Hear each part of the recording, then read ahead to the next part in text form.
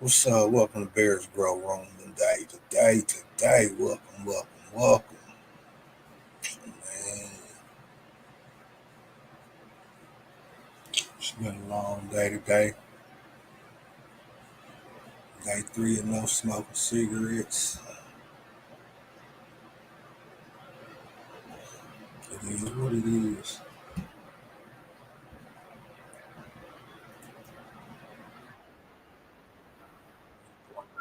On YouTube, watching videos, right? Go live,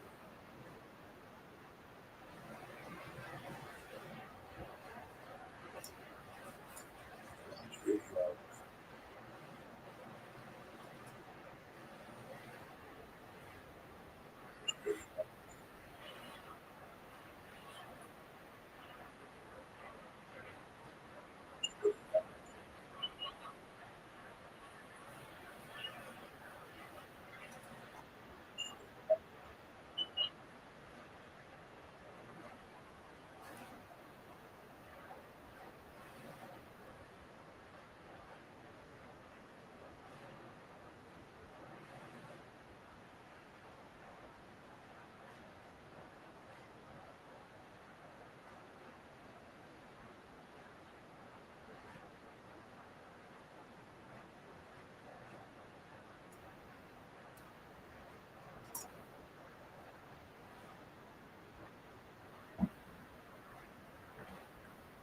Yeah.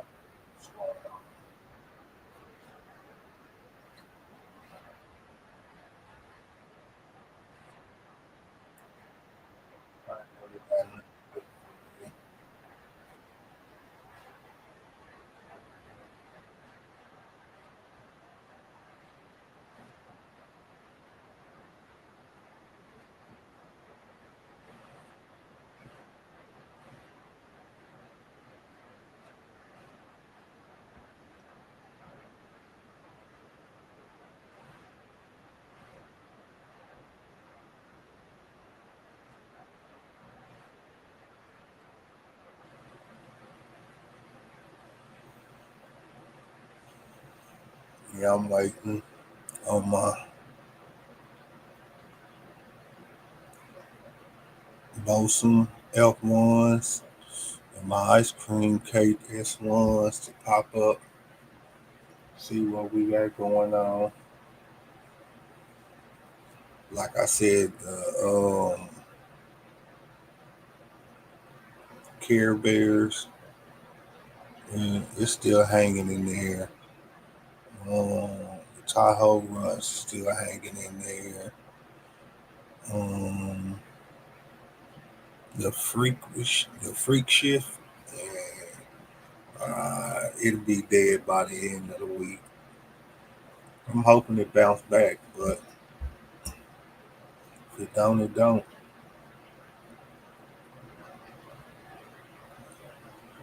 If it don't, it don't. So,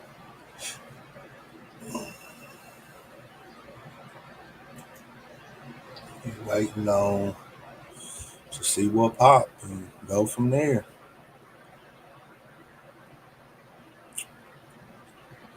Just trying to kind of decide what system am I gonna use. Will I do DWC, um, or DWC, or will I just do some cocoa with just water once a day?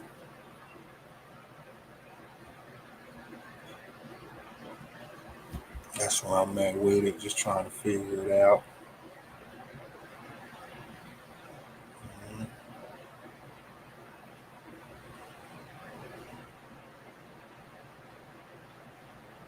Yep, just trying to figure it out.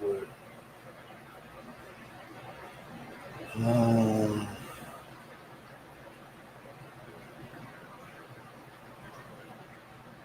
what to do?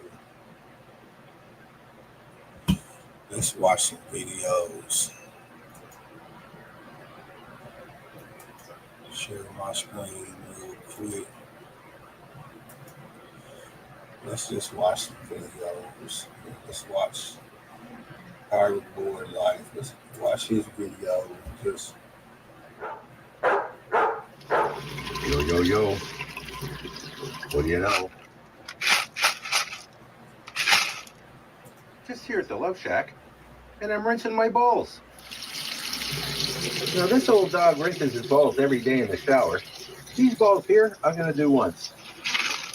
These little balls here, they're actually called Hydroton clay pebbles. And you got to give them a rinse before you use them. Stay tuned. I'm going to finish rinsing these balls here. We're going to start a little seed for a DYC today. Right on. Starting a seed for a DYC is a little different if you're starting a seed if you're going in soil. DWC means deep water culture, so you have to have something for that little seed to sit in while it's growing in the water. You germinate the seed the same, but they just got different homes for the rest of their lives. And this is where this little girl's going. This is a cube of rock wool. You can get it online, or you can get it at your local hydroponics or gardening store. And let's support our local businesses. I'm going to take care of the first order of business here and get this seed popped. Well, I got this little seed here that I've germinated. I do a video about 4 different ways to germinate cannabis seeds. Check it out if you get a chance. Now, I'm going to take this little seed that's germinated, popped out with that taproot, and I'm going to put it in this rock wool cube. I got the taproot in. I'm just leaving that head just hanging out just a little bit. Just a little bit. I'm going to give her a little spritz. I'm going to leave it on that little plate there, and then just cover it up with this little dome, this little plastic thing. Right on. Well, it's been about 36 hours since we put that little seed in that rock wool. Looky, looky. It's emerged. Shed that seed there, and she's starting to get a bit of color to her. I'm going to take that plastic. I guess that's where I kind of messed up at, because I kind of stuck mines in there a little bit more, but mines had tails, but they wasn't long tails. They was kind of like they had kind of just popped out. So I just dropped them in the hole, and I'm just hoping that they take off. The dome off. I got her under a light, not too powerful, and every once in a while I'm just going to give her a little spritz. I'll show you how she's doing in a couple of days, and we're going to get ready to get this seed to go in a DYC. Well, here we are a couple of days later, and that little girl's taking hold. It's a sour apple auto, and she's ready for her next stage, and that involves these balls. This basket here is going to be her forever home. I'll be right back and show you what I come up with. Now, I've taken that plastic sleeve off this rock wool cube, and I'm going to put it right in the middle of that basket there. We got a little taproot started already. Right on. Well, as you can see, I've covered that little rock wool cube up with those hydrotone balls. She's still pretty fragile in there, so what I'm going to do every once in a while, I'm just going to keep those balls, those hydrotone. I sometimes say things wrong. Cut me a bit of slack. I smoke a bit. But I'm just going to keep them wet. We'll put her in the tent with the water bubbling just a couple inches, 1 or 2 inches below this mesh basket. Then we'll come back and see how she's making out. Well, we got this little sour apple auto. It's been about 10 days since she hatched or sprouted. I got her in that ice cream pail DYC. She's got a few little roots starting to peek through that mesh basket. And it looks like she's starting to catch. Right on. I've been using this little pump here into the reservoir to give her a little top feeding and help her along. And it really seems to have helped. And those roots are coming out of that basket quite a bit more. Right on. Been a few days since I showed her to you, and I'm encouraged how she's doing. I'm pretty sure she's caught and she's going to go. And I think she's going to take right off in the next week or so. Well, it's been about a week or 21 days since that little girl hatched. Little 2x2's rocking and rolling. She's getting a little crowded. We're going to do something about that right shortly. But look at that girl go. She's 3 weeks old and is definitely taking hold. I already did a little surgery and topped her. Did a little pruning. But that's a story for another day. Her root system's really coming along. And she's living life. And there you go. Super simple guide. Starting a seed for a DWC. It works for big ones. And it works for small. And I really like that it works for them all. And if you like This dude, he does DWC and whatever. what you see, don't forget to hit the subscribe button at Pirate Border Life and help keep this old dog rolling. Right on.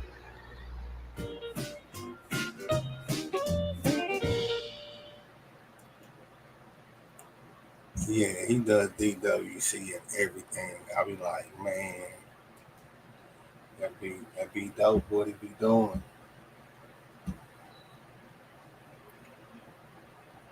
Yeah, Ari Genetics got good, man. Like I said, anything that I brought directly from the person who's breeded it, who's made it, and I figure if it don't make it, it's something that I did wrong. Most likely overwatering. But yeah, I got this orange gasm that I've been waiting because I don't want to mess that up. So I'm gonna hold off till I get this germination and the seedling stage down before I really start messing with the beans that I know I really want.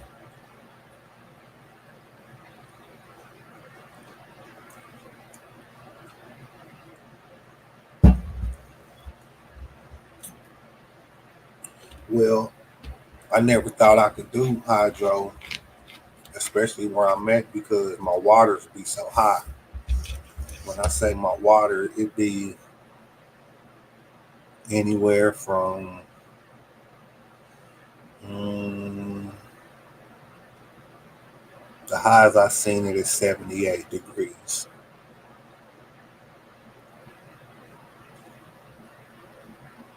So to me, I never thought that without having to use a chiller that I could use DWC. But it works fine with Dutch Pro. That's what I'm using right now in DWC. Even using the H2O2, it still didn't work. I would have to use that like every couple days. I would have to go in there and add the H2O2.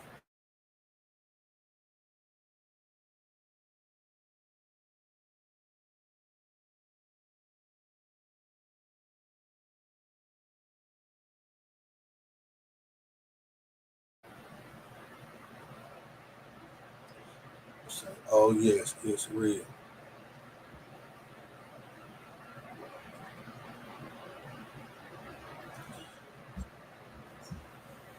So it's like I got one that's growing fine, and I got one that's growing funky, but one's in Dutch Pro and one's not.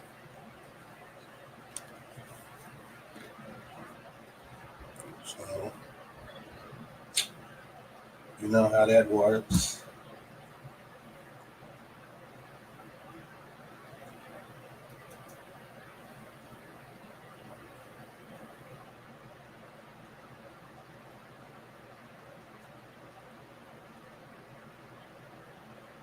You know how that works.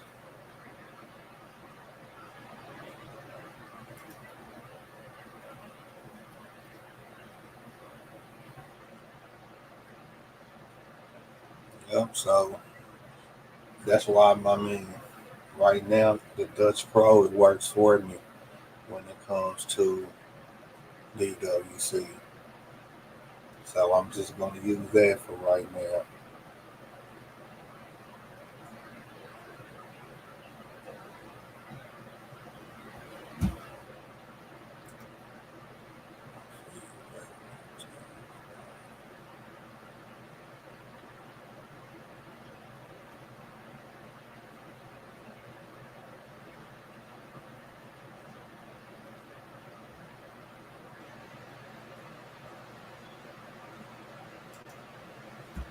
Uh,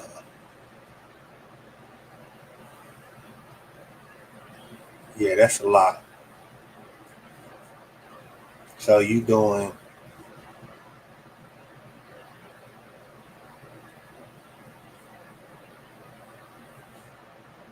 right? I get it. You only do that Friday night, Saturday, Sunday, Monday. You put you go back to the full nutrients. Monday, Tuesday, Wednesday, Thursday, Friday. Friday night you repeat the H2O2.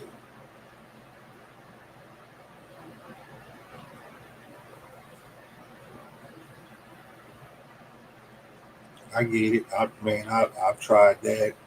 I tried the Hydro Guard. Um, I've tried there's some Shield, some Hydro.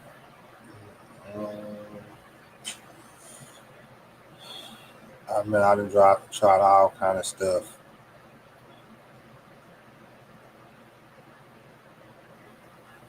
But what I did realize is um, the Orchid. I think that's the Orchid. It's a beneficial mic, and now that I use that, and I don't even use that all the time with the Dutch Pro. That's just sometimes. But now that I add that to my water, I can tell, you know, it kind of helps. Because even with my water temperatures being high, 78, my roots are still white. I don't have an issue.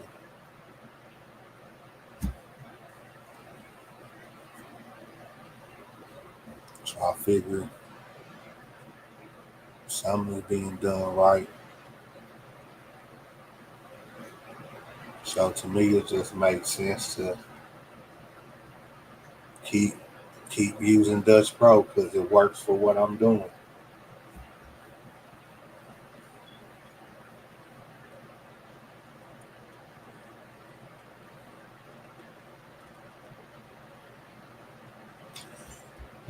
Let's look at some DWC roads.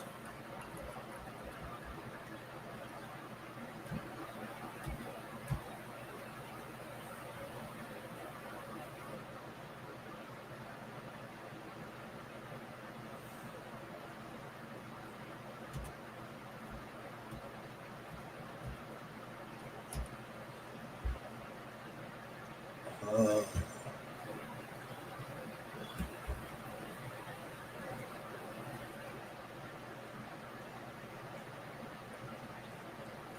I don't want to look at nothing long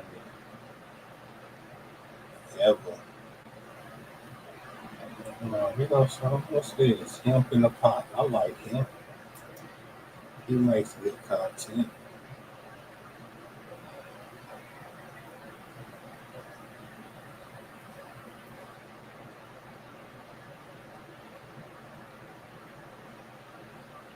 Ganja girl. I like her. She does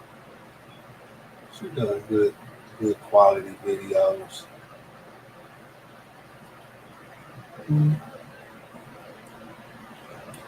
that she does. Um,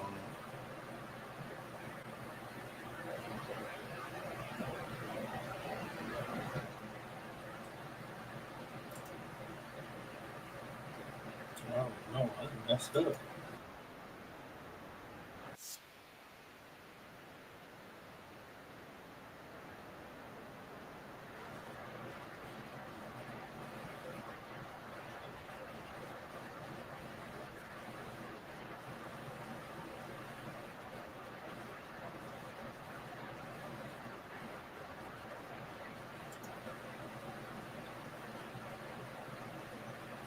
Come on, man.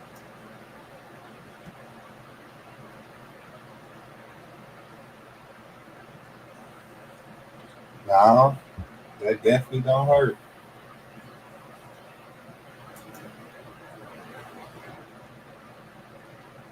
That definitely don't hurt. Let's see. Let's watch this video.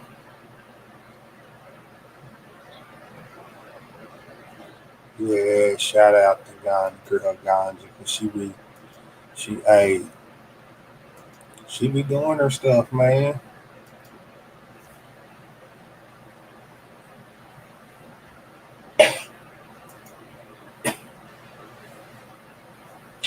She be doing her thing.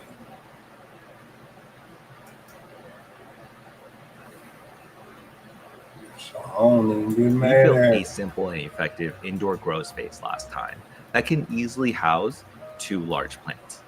But we'll only be needing a small portion of it to start, because today we'll be showing you how to begin a hydroponic grow from a seed. Hydroponics is always tricky when starting with the seed, because we'll be eventually submerging the plant roots in water. So you have to choose a grow medium that not only allows the plant roots to grow through it, but is solid enough that it won't break apart when soaked with water. Here, we'll be going with one of the most popular options, which is a rock wool block, shaped perfectly for seed germination. And you'll need to soak this in water that has had its pH lowered to around 5.5 for a couple of hours, since rock wool is spun from rocks and is quite alkaline. So this will help bring it down to the correct range for hydroponics, which is between 5.5 and 6.5 pH. Now, it's also important to shake off any excess water after it has soaked, so that the entire block is not completely saturated. But be sure not to squeeze the rock wool, since the structure is quite fragile, so it'll collapse under any pressure. Now, it's ready. Now, just see, and that's another thing that kind of make me mad is that they tell you soak it, but don't let it get too wet and don't squeeze the water out. Come on now, that's a whole lot of okay. Well, if I'm soaking it in water, I mean, what do you expect? What do you think the come out is?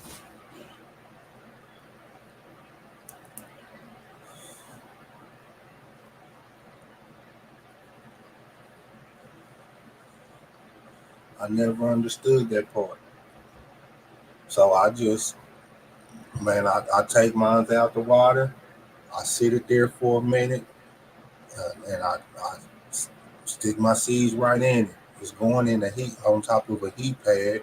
So in my mind, the heat pad is going to dry it out quicker. To be used. Here, I'm using pre-germinated seeds with the paper towel method. And I do this to make sure that each seed I place into the rock wool cubes are. And you see how long his seeds was? Man, I ain't never had seeds tails come out that long. By that, I not really stuck them in, man. I not really put them where they supposed to go. viable. This method is really easy to do. I just place a paper towel on the plate, add some water, place the seeds into the paper towel, fold it up so that the towel wraps around the seeds, and place another plate of the same size on top of it to lock in the moisture. I then put it all on top of a seedling mat to keep it at the perfect germination temperature, wait a few days, and the viable seeds should all look like this.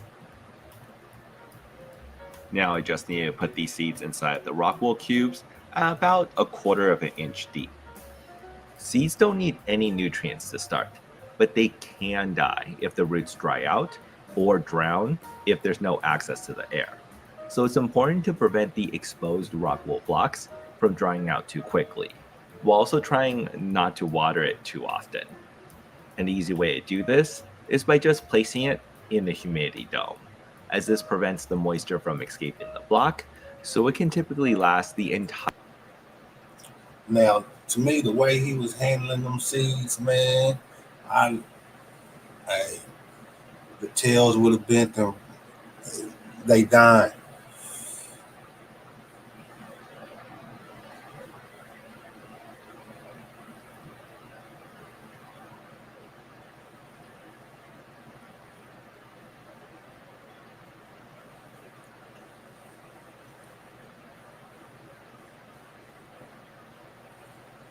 Yeah, I ain't.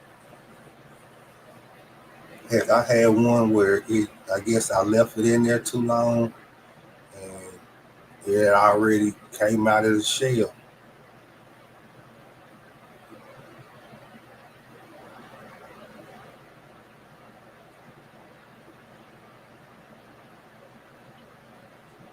Man, I figure that's just part of the game, bro. Messing up. Higher germination to seedling stage You can't without learn having to if you be don't watered mess up. again. Although if your blocks are starting to feel dry to the touch, you can spray it down with some water to help rehydrate everything. Just avoid spraying the seedlings if and when they do appear, unlike what I'm doing here. And if your seedlings do get wet, I recommend letting the leaves and stems dry off a bit before covering it with the humidity dome again. Seeds also need warmth to speed up the germination process, between 70 to 80 degrees Fahrenheit. So if your grow tent floors are a little cold, a seedling mat is a great way to both lower the time it takes for your seeds to germinate and to increase the overall chances of germination. Cannabis seeds can take anywhere from a few days to a week to germinate, and the moment it sprouts, it'll require a light source to continue developing. So I'm going to place the humidity dome into a grow tent, turn on the lights at 25% brightness, and bring it down to a foot away from the seeds. This saves on electricity costs and allow you to do other things in the space. In fact, you can easily place this in another grow and use the spillover light to support the seedlings. And once the seedlings are developed enough to have their roots showing at the bottom of the block, which should only take a few days after it sprouts, you're ready to transplant it into the deep water culture system. And we'll be going over how to do this, as well as the entire plant vegetative stage, in the next part. I also want to give a big thanks to VivoSun for sponsoring this hydroponics series, with almost all the equipment used here provided by them. And that's it for today.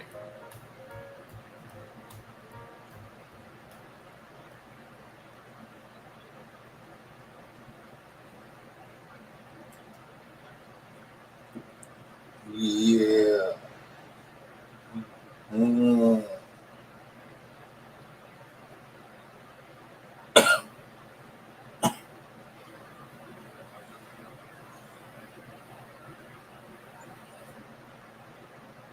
Yep, and I figure I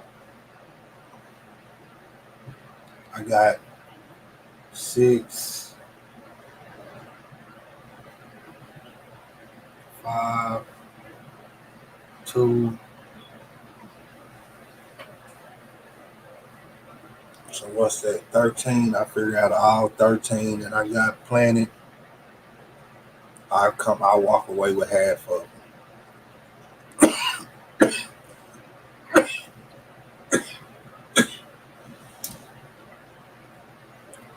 I come out, I'll walk away with half of them.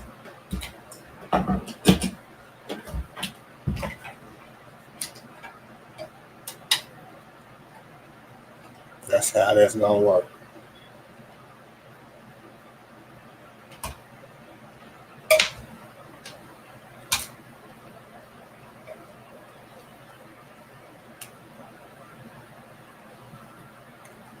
So I always pop more than what I need.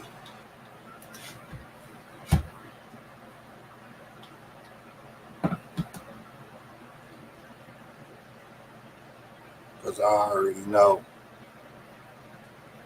half of them don't kick the bucket anyway.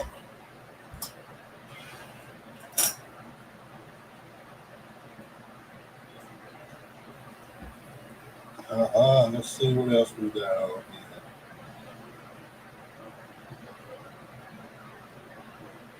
here. What's this? Medusa Farm. I like him, but he don't use DWC. I think he runs. Oh, yeah, you do. Well, let's see what's this about. Nah, that's too long of a video.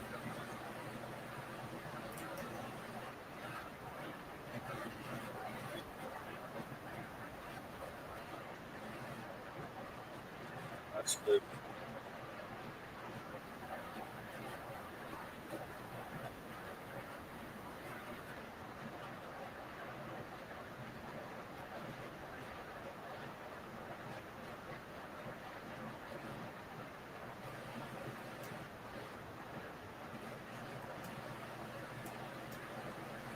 Yeah, we're gonna check him out. We're gonna check him out, Medusa Farm, and see what he talking about.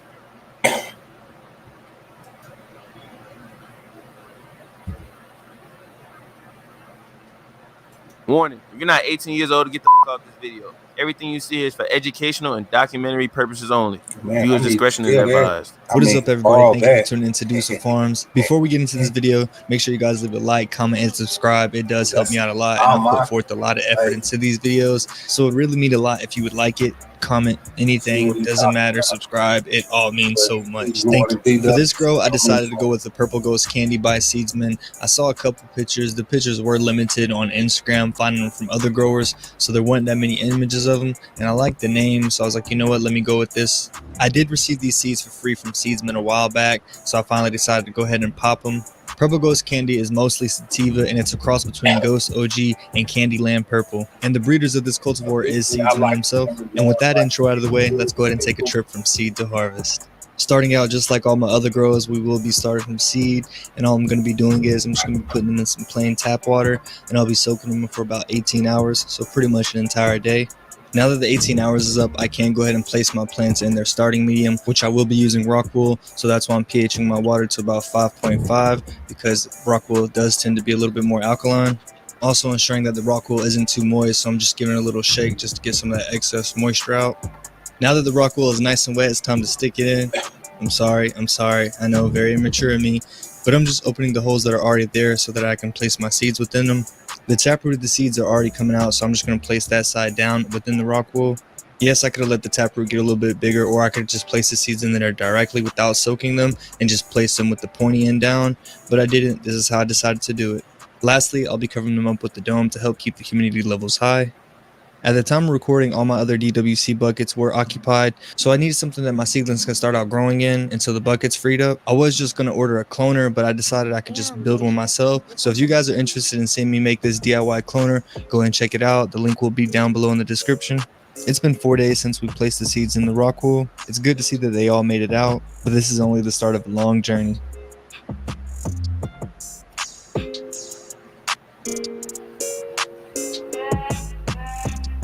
Ten more days have passed now, and I'm not liking the way these plants are looking at all. I'm starting to see some yellowing on them, and I'm finally starting to see the root at the bottom. So I was like, you know what, let me go ahead and get them into some nutrients. I'm going to go ahead and place them within their DWC setup. For nutrients, I'm going to be running General Hydroponics Flora Trio, which consists of Macro, Grow, and Bloom. I'll also be using Revitalize as a replacement for HydroGuard to prevent root rot, as well as some Rhizofuel to help with nutrient uptake and root development. For dosages, I'm going to follow the directions on the bottle, and I'll adjust as need be. I'm also adding this chart that shows my ppm and pH throughout my entire grow. This chart is to show you what I did. It's not for you to use as a reference. Now you can if you'd like, but I would definitely suggest finding out what works best for you. You can see my ppm is at 313 and my pH at 5.79. I am running a lower dosage as I have run into a lot of nutrient uptake issues in my previous grows, so I'm just trying to go lower on the scale this time. This active aqua pump will be providing them with oxygen in this early growth. Now with everything set up, it's time to get my seedlings placed inside these 3-inch net pots. Immediately, I'm already worried about the rock wool getting too moist since it is touching the water, but I didn't feel like waiting too much longer for any more root development.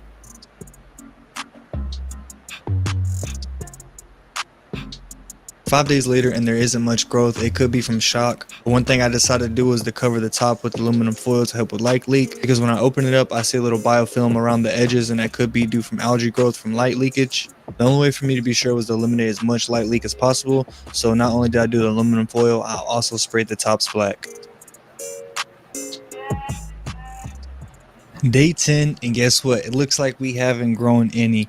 And I know people watch my videos and you guys are going to comment like, oh, blah, blah, blah. My plants would have been like quadruple the size by then.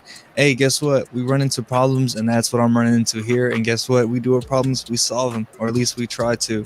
So originally I thought it was a light leakage, which could have been a contributing factor, but what I found out is the Revitalize is extremely potent, and therefore I need to use a little bit lower dosage because it was separating from the water, and that gunk was starting to get on the roots, which is appearing as root rot, but it's really the Revitalize creating that biofilm, which is doing the same thing as root rot with blocking the plants from receiving oxygen. But at this point I wasn't really too sure, so I wasn't going to rule out root rot completely. 2 days later, after cutting back on the root rot, you can see the plants are finally starting to grow, so that is a good sign that something helped. And you can also see some nice fresh white roots coming in to replace those gunked up ones.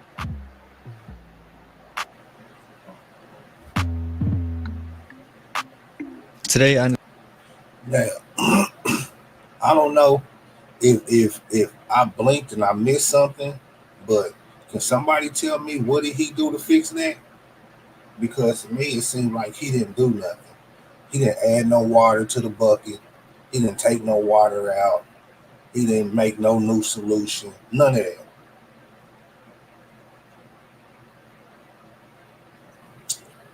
He just put the plant back in there. And, hey, a couple days later, he came back and it looked good. I mean, let me know if I'm tripping. Because that's what I got out of it.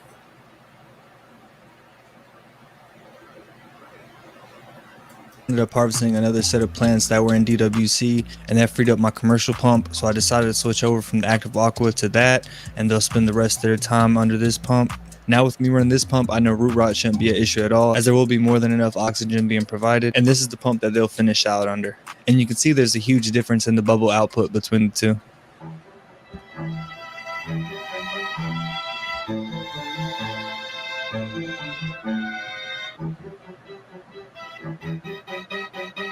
Damn, Glacier. This one's gonna kill these niggas. So today I made an executive decision by going ahead and planting the plants into their own 5-gallon bucket. And here's where they'll finish out their stay at the Grow With Us podcast. And I'm just kidding, we're on the channel. But if you're not watching that channel, make sure you go and tune in to Dusa Does It. That'll be linked down below in the description. It's the second channel. And that's actually where we run the Grow With Us podcast.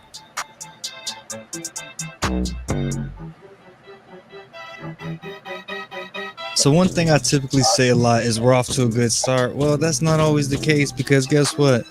I'm struggling this far. I'm trying. I come back in here one day later and look at the plant. I got one just completely hunched over, which that was definitely my fault, because the way I routed the roots through the net pot, I should have just bought a new lid so I didn't have to place one net pot inside of another net pot.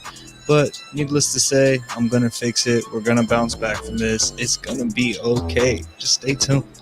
Day 26, and you can see my quick little fix was actually just covering up that plant, giving it a little humidity dome, so the plant is able to absorb some moisture in the air and get back to growing roots. While that one plant is recovering, the other 3 are going to start getting trained, so I ended up picking up a lot of that stuff that you close your bread up with.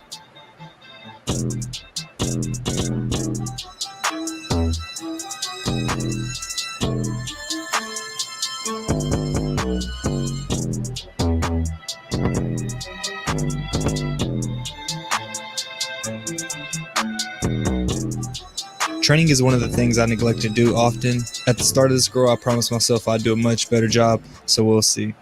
Day 28, and I feel like the plants are not only healthy enough, but there are enough nodes for me to go ahead and top them, so that's exactly what I'm going to do. When I first started topping, I would wait till about the 2nd or 3rd node, but then I started to wait till around the 4th or 5th node. I'm also doubling back down on my training and just putting them in the opposite direction. While messing with the plants, I got a little whiff of them on my fingers, and wow, they are loud. I mean, like, they're good. I can't wait. It's day 30, and yes, I could be flipping them to flower, but I am not pleased with any growth, and I still have one plant that needs to bounce back, because here at Dusa Farms, no plant gets left behind. Well, sometimes it'd be like that, but This time it's not going to be like that. I already got the new water prepped. It's at 600 ppm. And now it's time to go ahead and change the water out in these buckets. In the past, if you've been following the channel, then you know in my previous DWC grows, I didn't do too much water changes, maybe a handful of times throughout the entire grow. And when I look back at it, I realize how disgusting that is, because at the same time, I wouldn't want to see somebody's kid in piss and shit all day. So why would I put my babies through that? I don't know. But knowing what I know now, I'll never do it again, and I'll make sure to keep my reses clean. A whole week later since that water change, and you can see the plants are thriving. I don't want to say I told you so, but guess what? I told you so. Look at the little plant over there. It's finally bounced back. It's got some growing, and I'm just ready to see it keep on grow. I'm going to be doing my first bit of defoliation to the plant since there are a lot of fan leaves covering up a lot of sites. I just want to get it a little bit less bushy in here and try to control it throughout the process. And then I'm also going to be... See, now that right there, I don't do that. All that training and all that, man. I top once and I let the plant go. However the plant want to end up to be, that's how it's going to end up being. I don't even put a trellis on it. First of all, because with the trellis, it's hard for me to even it's hard for me to even swap out the buckets. See, like he does he rinses out his bucket. Well, I just swap mine out. So I got 6 buckets and I just swap them out 2 at a time. So, and after I swap them out, I clean them, sanitize them, and I set them on the side. So like I'm using them buckets every 3 weeks because I had, like I said, I have a total of 6 buckets. So instead of just using the same buckets, I just swap out the whole bucket.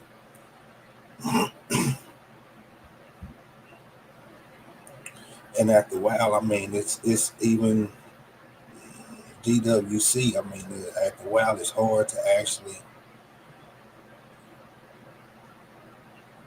even get the bucket out. So after a while, you have to just kind of find a way to make it work for you.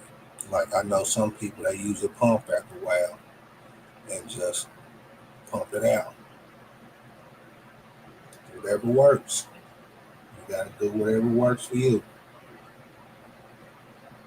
Following that up with some more training because I do have that little plant. I don't want them to take off too much, so I want to keep them as low as possible and let that plant kind of catch up.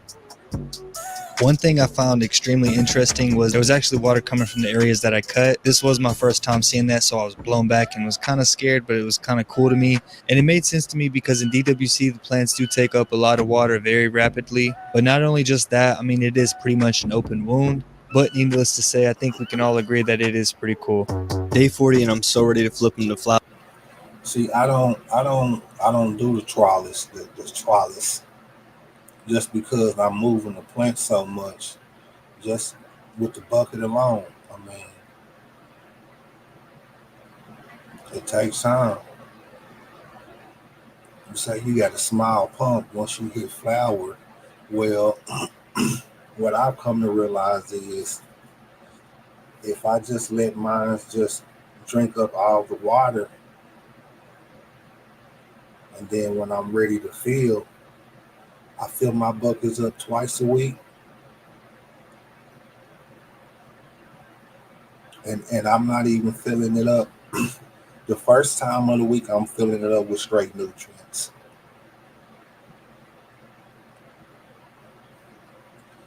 And the second time of the week,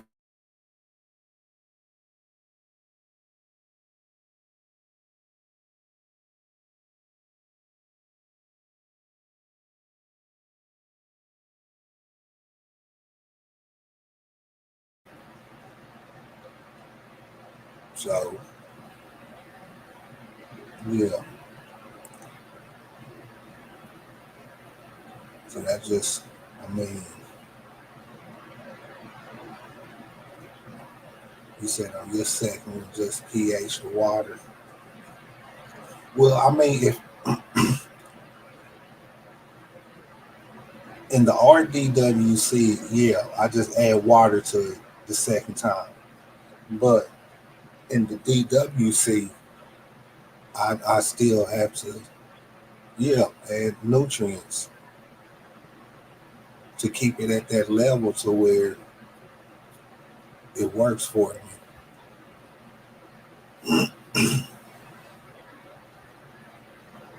But I'm still going to give them a little bit more time. They're not absorbing nutrients too well, so this time I'm going a lower dosage of 430 ppm and pH it to around 5.8. Since I am going to be changing the nutrients, one thing I decided to try, since I already had it, was the FluoroClean by General Hydroponics, and it's just pretty much going to help clean out any mineral buildup and salt buildup on the actual roots themselves just before I change the nutes. So it kind of gives me that nice little restart, but it's not just for in-between water changes. It's also can be used for RDWC to kind of clean out the pipes in the circulating system. It can also be used as a flushing agent, which I'm not sure how that works, but I'm definitely going to try it out just to see. There's no point in letting it go to waste. I might as well try it since I haven't. If I don't like it, I don't use it anymore. Now, before cleaning up my buckets and doing the water change, this is what the water level indicator tube was looking like. Yes, there was some algae growing inside of them, but they're clean now. And that algae only came from the light hitting the water in the tubes. I could plug them up, but I actually prefer having them so I can see the water level from outside of the buckets. 5 days later, and yet the inevitable happens. Guess what? I had to run into a problem. Right away after opening the tent, I see the plants. They look a little funky. I'm like, something's wrong. I look at the roots, and guess what? I see a little root rot, so I decided to prune the roots to allow some new roots to grow in and just get rid of that gunk. I ended up doing it to the 3 of them. The little one actually has some roots growing in, so it's good to see that that one's actually recovering.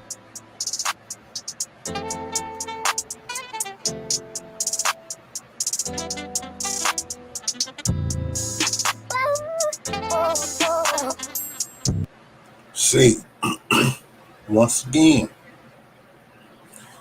he tell you about the problem, but he don't tell you what he did to fix it. Pruning the roots, I guess that would work, but them same roots are still sitting in that same water. So, I mean, did he do something to the water to where now the roots is okay? I mean, I don't know. The questions I had, man. The questions I had. We're at day 57, and that's going to bring the veg and these girls to an end. I'm going to go ahead and transfer them over to the 8x4 tent or 4x8, whatever you prefer to say. I'm going to go ahead and let them start flowering over there, as they will be on the 12-12 schedule. I also pulled out the trellis net, which most likely will not last the entire grow, as I do typically get tired of it in late flower and just remove it completely. But for the meantime, I'll try to take full advantage of it. Now that we're switching over to flower, I'm changing up my nutrient dosages, and I'm just following everything on the back of the bottle. I also got recommended using UC Roots by someone, and it helps with root rot as well as mineral buildup, so I started using that, and I've actually liked it so far compared to HydroGuard. I don't really notice too much of a difference, but it definitely helps keep my ppm kind of stable. One thing about flower is plants stretch a lot, and I underestimate them a lot of the times, so I do have the trellis net raised. I've had plants that have doubled or tripled in size during this initial stretch.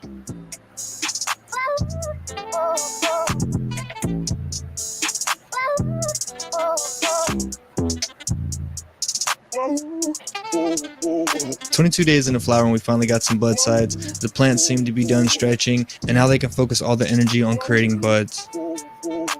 For the remainder that these plants are in flower, I'm not going to be really doing too much other than changing out their water and doing a slight bit of defoliation. Day 33, and I actually catch a flight out to California tomorrow. I'm going to be going on a vacation with the wife, so I'm going to be gone for a week. I do have someone to tend to and top up the water. Yes, it's not ideal since things are going to fluctuate, but at least it'll get topped off. Also, if you haven't already seen, go ahead and check out the Deusa Does It channel. That's where I have the Cali vlog at. I did a pretty good job editing, in my opinion, from what I'm used to doing. So if you wanted to further support, you could go check that out. It will be linked down below in the description, and I do appreciate you all who watch it. Day 46 in the flower, and that puts us at the halfway point. The Purple Ghost Candy is supposed to have a flower time between 70 and 84 days. We've got some trichomes forming. This strain doesn't look like it's going to be too frosty, but it'll be a decent amount. I see where it gets the candy name from, because when I open up the tent, I do get that sweet aroma. At the beginning of this grow, I said I would be doing water changes more frequently, and well, I've kept my word so far. I've been doing them weekly, and that's really due to me actually taking notes down each day and having to check my ppm and pH. It kind of keeps me more focused on the plant and lets me really dial in. and it holds me accountable for changing the water. Remember how I stated in late flower I'll be letting go of the trellis net? Well, that's what I did, and now I got some of these branches leaning over. They're not really that big of a problem because the buds on them aren't that big, and I don't think they're going to snap, but I did top a few of them just to keep them more upright. Day 62 in these plants pretty much got about a week left of life in them before they get chopped. I took a look at the trichomes today with the microscope, and I saw quite a few ember trichomes, so I'm going to go ahead and start the flush. For the flush, I'm going to be using the Floor Clean by General Hydroponics. I used it in between changes in the beginning of the grow, if you remember that.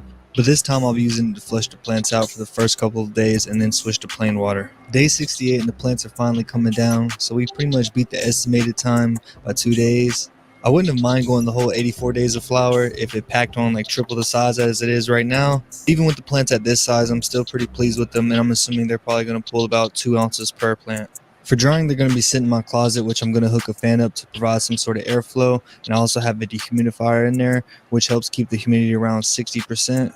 The mobile AC unit only goes down so much, so I won't be able to get the temperatures down to 60, but they will be around 65. It took the plants just about 12 days to dry, and I'm pleased with that time, as whenever I went to snap the branches, they didn't fully snap, but I heard the pop. The buds were crisp to the touch, sounding like Rice Krispies, and the remaining leaves just came straight off without peeling. For trimming, I'll be using the Trim Bowl by Vivosun. I know some people think it's terrible for the bud, but honestly, when it comes to smoke, I haven't noticed anything different versus hand trimming. And with how small these buds were, it just wouldn't be ideal for me to hand trim. And that's just me being lazy, making up excuses for using it. But one thing I can tell you is I prefer the Trim Bowl over the trim bag. Now here's the moment we've all been waiting for, and that's to hear that final weight. We ended up with 164 grams. Yes, I know it wasn't much off 4 plants. At first, I was expecting at least a pound. But with me taking notes, it gives me a ton of information to apply everything I learned in this grow to my next grow. That's going to be it for this video. Make sure you guys leave a like, comment. Yeah, he should have had tucked. What you mean? He should have kept tucking what? The leaves or something?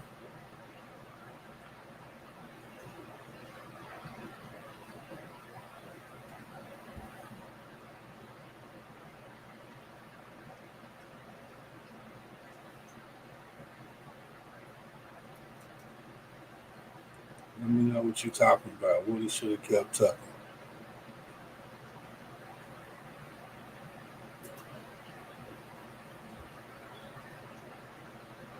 Ah, the branches.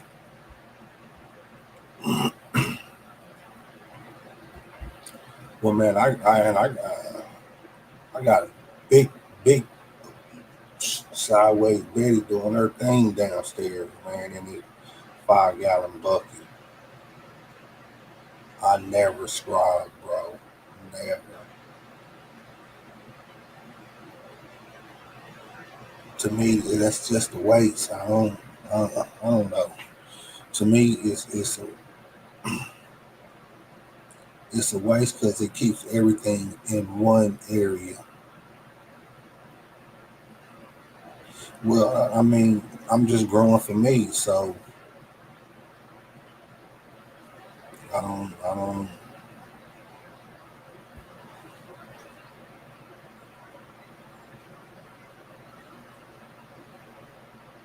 Like shit. I'm happy with my little two little 3 zips off a plant. Shit, I'm cool with that.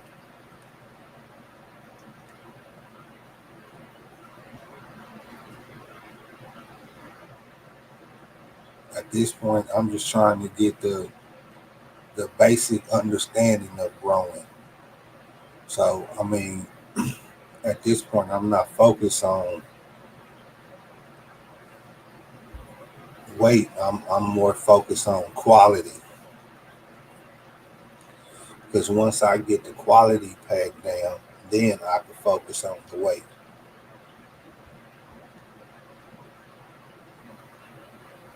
But yeah, I like.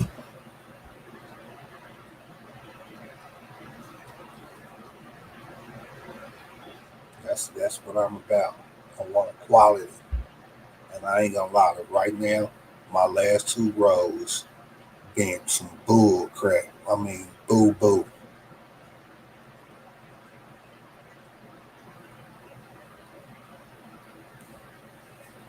Something that I don't even want to smoke. That's how bad things went. Just being honest. That's how bad things went.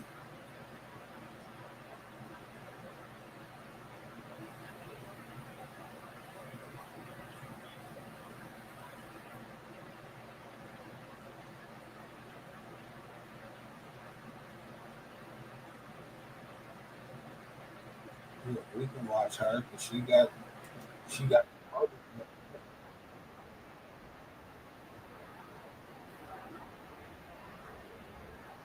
Miss Palsy. Let's watch Ganja Girl. Girl at Ganja. Let's watch her talk about her bubble machine. Me too. That's the whole purpose of what I do. I like variety. So I'm not a drinker, but with me, it's like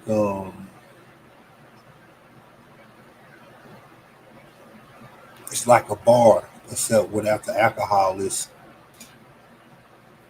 marijuana.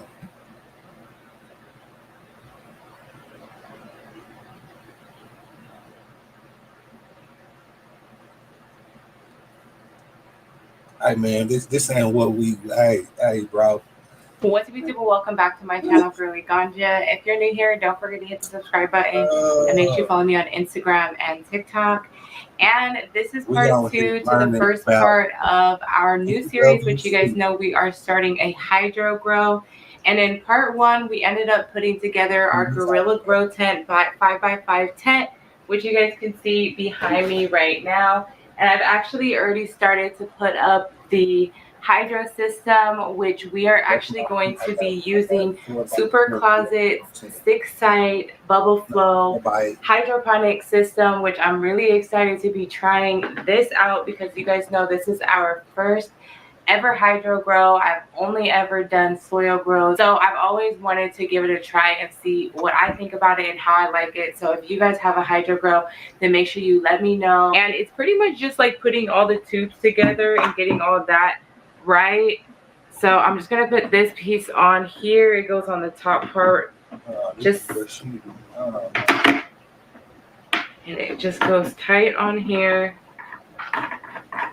And just make sure you do everything, like screw everything tight enough so that water isn't going to be going through it. So I basically have all these already in the 5x5 grow tent. You guys can see they're kind of already in here, and I have 6 different sites. So right now I'm just going to be putting together all of these pumps and then also getting the air pump together so that we can put our reservoir water in there and get these ready. So y'all see these air stones come with it.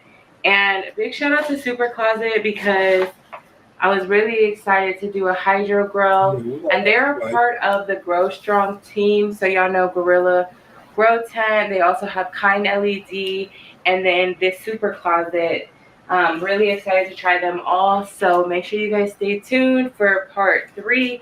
Because we are going to be unboxing the light that we are going to be using in this grow, which I'm excited to share with you guys that as well. We realized that the reservoir definitely has to go on the outside because there is no way that I can fit these 6 pots in this 5x5 because you guys see how it is. So we decided to just up and move the reservoir outside of the tent, and we're just going to build it like that. So for the OGs that's been following my channel, y'all know I have been talking about starting a DWC hydro grow for almost a year now. Big shout out to Super Closet and the whole Grow Strong family because they sent me all of this equipment about a year ago in 2021. And I have had so much going on with my living situation and space that I haven't been able to completely start the grow. So these clips are about 2 months apart. I built it in my old place, and then now I moved to Arizona. Y'all know that I had to rebuild it and start over. Make sure you head over to growstrongtoindustries.com and use my code GIRLY to check out their different hydroponic grow systems. I ended up choosing these bubble flow buckets, and I got the 6-site. They have a ton of different options. I think you can get like 12 or 24. You can also get some smaller systems as well if you don't have as much space. So now that we have our bubble flow buckets all put together, next we're going to go ahead and fill up our 35-gallon reservoir. I ended up just using my kids' bathroom because my grow room is on the second level and I wasn't about to go all the way downstairs to use my hose. So I just filled it up here. This is a food grade heavy duty plastic reservoir. So that's what I really like about it. Let's talk about that. My plan is to get me an RV and just travel, man. I don't know one state where I would like to actually just stay. You know, so I just want to travel.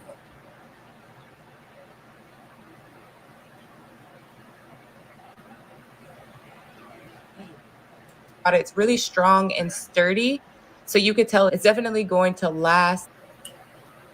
So next we had to move our 35-gallon reservoir back into the grow room. I obviously couldn't carry this by myself, so I had my husband help me, and we had to just carry it basically out of the bathroom, down some hallways, back into the grow room. With this tank, I use tap water. So if you are using tap water, make sure that you dechlorinate the water. There's many different ways that you can dechlorinate. Boiling is one, which obviously I ain't about to boil no 35 gallons of water. Or you can just have it sit for at least 24 hours. I have read that it can take up to 5 days for the water to fully dechlorinate. So I just went ahead and filled up this reservoir ahead of time because I still need to germinate my seeds and everything. But I wanted to at least start the process of dechlorinating this water and making sure that it's ready to go by the time my seeds are germinated. And we are clearly new to the hydroponic growing because we were so afraid to put this pump in some damn water. We thought we was going to get electrocuted. Here's a little clip. Now this goes in here. Supposedly. For real. I'm like, I do not want to get electrocuted. But I mean, it's nothing. It's just, I mean, it's a water pump. It's kind of like a fish tank, you know? Right? Shit. Remind me of like when you put like, oh shit. Start bubbling. Really? Yeah, it's bubbling. But you know, it's remind me to like don't put the hair dryer in the water. I don't know what's about to happen because I was not sure how high to fill this. Although it took a little bit of time for my buckets to completely fill up with the water, by the time it got halfway through, my reservoir ended up emptying. I had this little cooler that I improvised with, and I filled it up with water. And I made like 10 trips with this little thing just to get the reservoir to the level that it needed. As you guys can see, we ended up having some leaks. I was so devastated. I had 2 to 3 of my bubble flow pots that were leaking just a little bit. And at first I was like, what the heck? We filled up this whole 35-gallon and then some. And now I'm going to have to find a way to empty this all out. And I was just freaking out. But it was definitely user error, which I'm so happy to report. All I had to do is go in and tighten these things real tight. I ended up tightening these myself. So I think I needed to use some type of plier or something because they just wasn't tight enough. But as soon as I went in and we tightened them like real tight, it stopped the leak. And as of the next day, I haven't had any leaks at all. So thank you so much for watching today's video. Don't forget to subscribe if you want to follow my very first hydro grow. Don't forget to check out the other videos on my channel. Like this video if you liked it, and I will see you on the next. Oh, man. I'm knocking stuff out.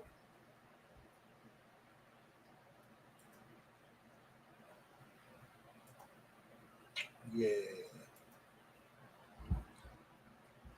No tape. Nah, them right there you don't use tape with, because that's it's more of it's a screw-in type situation to where it's supposed to spread to where it kind of seals it. But she got it to do right. See, but I'm gonna show you what I'm growing in.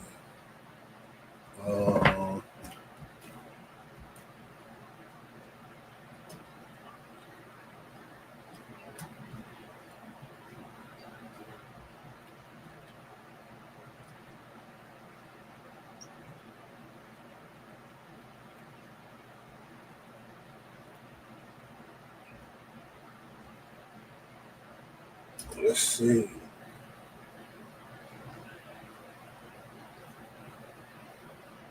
Yeah. Let's see.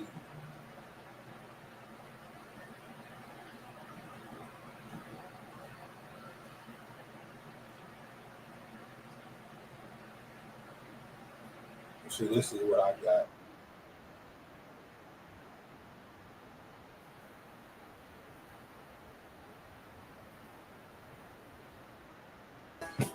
And hello, and what is up, friends? Last time you guys were here, these girls were still in veg, but I could assure you a lot has changed since.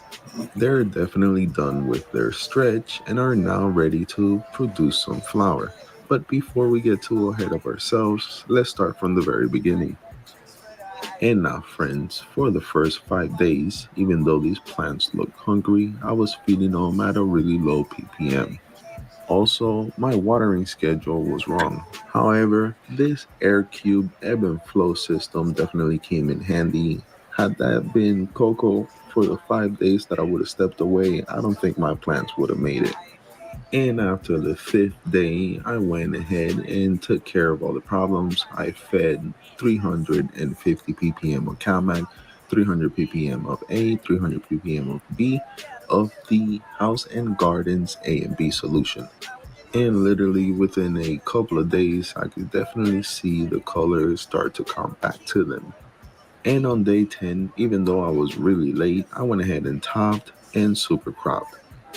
And as for the light, this Mars Hydro FC8000 I've placed up here since the beginning of the grow, and it's running at 50% again from the beginning of this grow. It's usually around week 2 of flower that I turn it out to about 75%.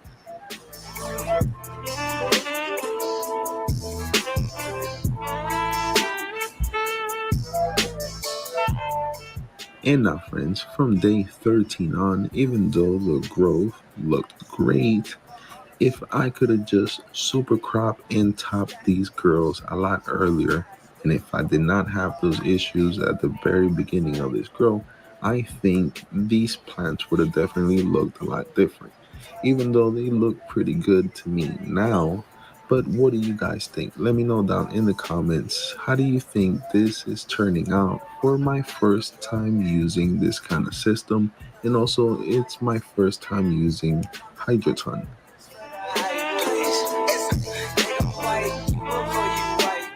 On a personal note, if you don't run into any issues, you top and super crop early, 23 days in veg would definitely be all you need in this kind of system to get a pretty nice plant. By now, it would have been my second time topping and probably like my third time super cropping, so these plants would have definitely looked a lot better. However, I went ahead and super cropped them again and threw a 3x3 inch square hole trellis net on top of them. I then wait 3 days for them to kind of recover before switching my light cycle from 18:6 to 12:12. I notice if you super crop aggressively and defoliate, it usually takes them about 3 days so you can start seeing that rapid growth again. On day 29, I switched my light cycle to 12:12. However, I would not call this day 1 of flower. I instead give it a 7-day transition period before I start counting my flower time. And personally, I think the flower development stage would match better if you were to wait the 7-day transition time. But what do you guys think? Again, let me know down in the comments. Hey, never heard of that. A transitioning stage. Wait 7 days for transitional days and then go day 1 of flower. Well, see, this is something else there. Because if you outside, you don't know it's day 1 of flower until you actually start seeing flowers. So I figure if I use that same method on the inside, it should work.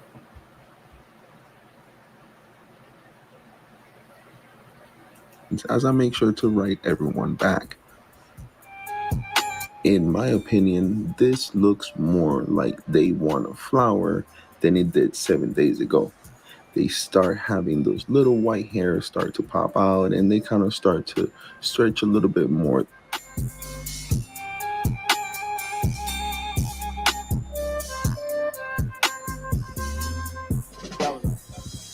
I'm not gonna bite on the bait.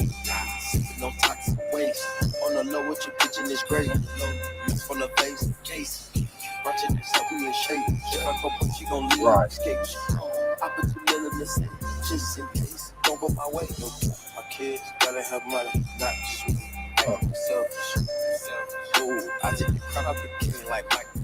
And now, friends, I was told that usually by the end of week 2, it's when your plants would stop the stretch and they would concentrate a little bit more on bot development.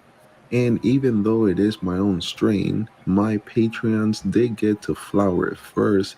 However, this doesn't really look like their plants because they definitely grew it out better than I did.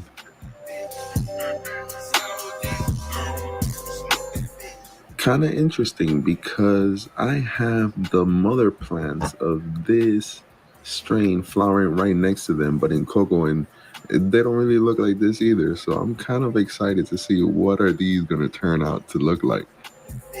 When it comes to defoliating a flower, it's definitely something that I like to do. And if you would like to see a video on why I like to defoliate a flower, also let me know down in the comments. But also, from what I was taught, was that you defoliate on week 2 of flower or around there. And I hate to cut this video so short, but if you made it to the back of this video and you did enjoy it, give it a like and also subscribe because you're not going to want to miss out what's coming up next.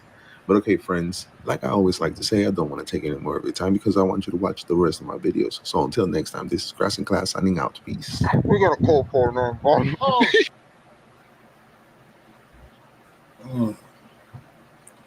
What to try to stop the stretch? What stretch from what you do? Is what do you do to stop the stretch? That's you feeding newts a week early. That stops the stretch.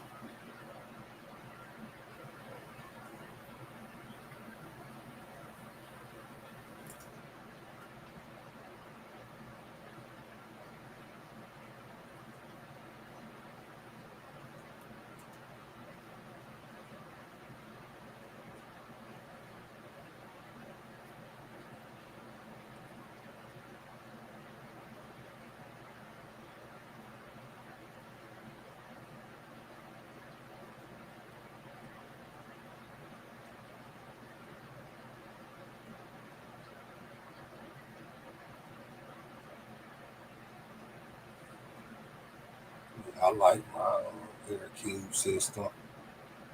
It works.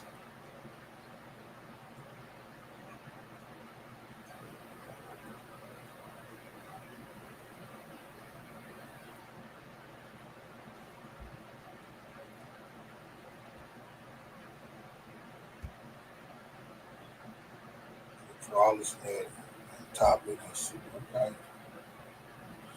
Hey man, I'm gonna try this on my next run, man, with my air cube system.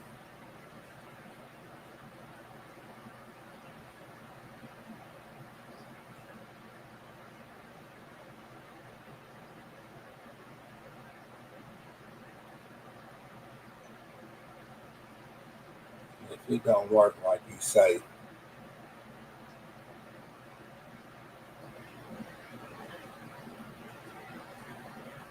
what you mean like you train from the start? So what? I mean, like I said, all I do is I top once and I let it go. And then once I put it in flour, if I feel like the stretch is too much, that's when I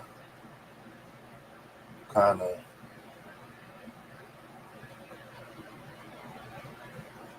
LST. so it won't run into the light. But other than that, I just let the plant do itself.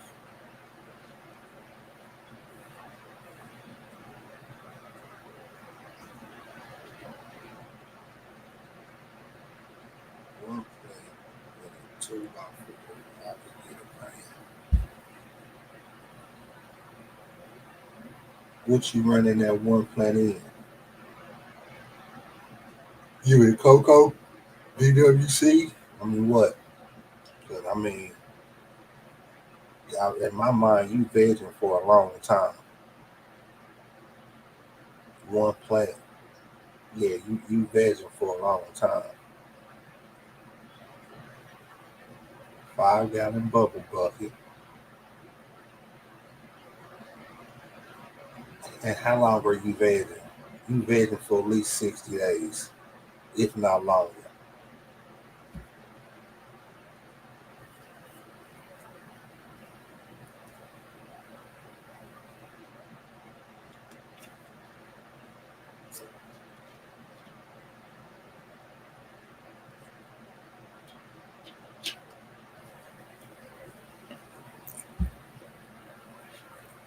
See, that's the best thing. That's the best thing about DWC. I don't have to veg for 60 days.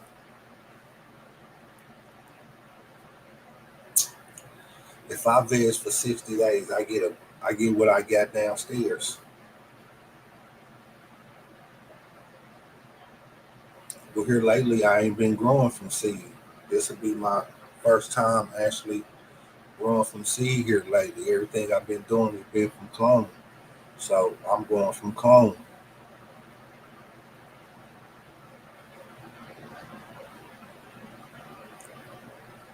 No, I know even with clones, it's gonna take. In my mind, with clones for a 2x4 one plant, it's still gonna take at least 60 days. Because once again, you're trying to fill out each square. So are you weaving or are you just tucking up under? Let me know that.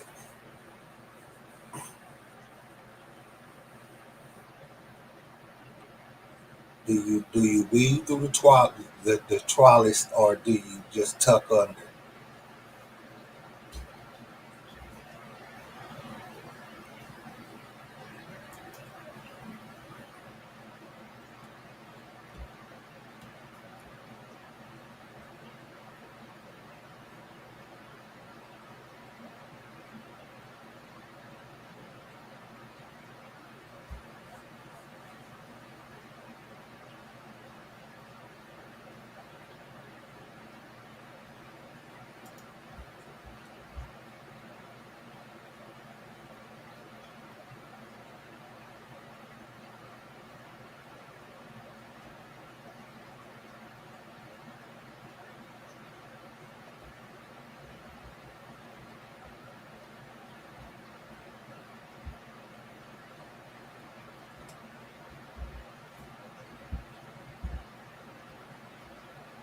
Yeah, we got to.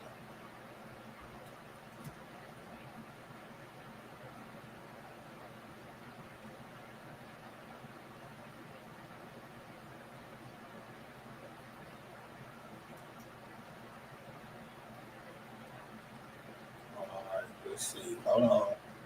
I'm looking up.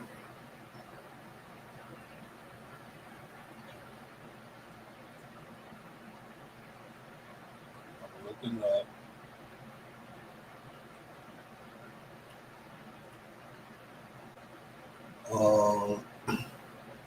Okay, 5x8 went through the neck.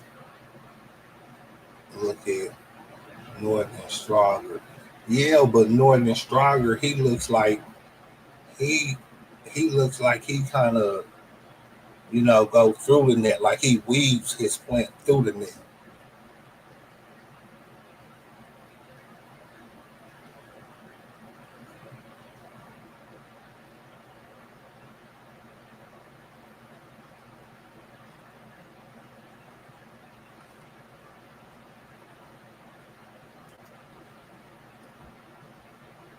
Let's just go to his page.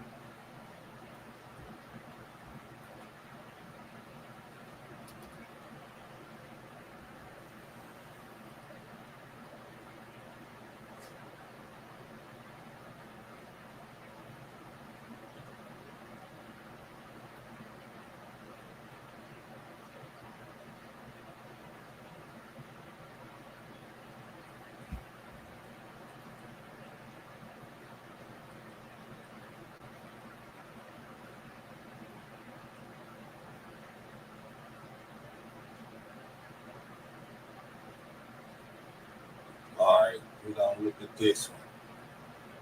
Let's see.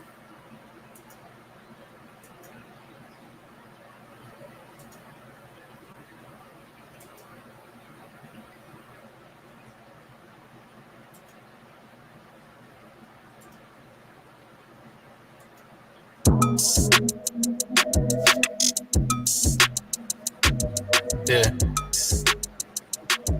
What's up? A lot of money scared, I'm a big bad wolf. And I heard the same shit, dog, it's really getting old. Got so many hundreds that I can't get it to fold. And I'm only speaking facts, the truth is being told. Hey everyone, thanks for coming in and watching my first ever Seed to Harvest video. This was recorded during the first season of Strog School. This first season of Strog School started in September of 2022 and it lasted about 19 weeks long. During this video, I'm going to show you all the steps it took for me to strog these plants out on a 15-foot long, 5 feet wide strog stream.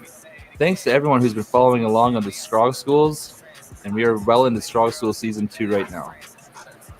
In this video, the 4 strains that we are growing are from Seedsman Genetics, and it is the Blue Dream, Coyote Wi-Fi, the Strawberry Banana Grape, and the Gelato OG.